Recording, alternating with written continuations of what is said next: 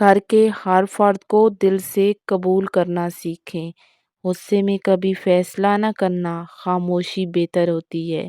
شوہر کی عزت سب کے سامنے اور شکایت تنہائی میں کریں۔ بچوں کے سامنے میاں بیوی کے اختلافات ظاہر نہ کریں۔ چھوٹی باتوں کو بڑا مسئلہ نہ بنائیں۔ زبان کی نرمی گھر کی فضا بدل دیتی ہے۔ شکر گزار رہیں، کمیوں پر نہیں نعمتوں پر نظر رکھیں۔ گھر کے راز گھر تک ہی رکھیں۔ ہر وقت شکایت کرنے کی بجائے حل تلاش کریں۔ وقت پر کام کرنا گھر میں نظم پیدا کرتا ہے۔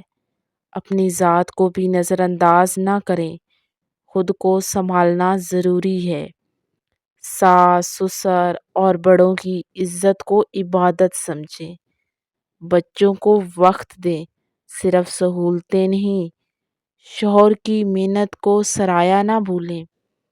بحث جیتنے کی بجائے رشتے بچانے کو ترجیح دیں۔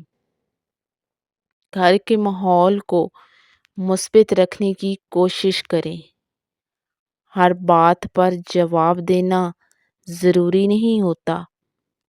گھر کو اللہ کے ذکر سے آباد رکھیں۔ مشکل وقت میں گھر والوں کا سہارا بنیں۔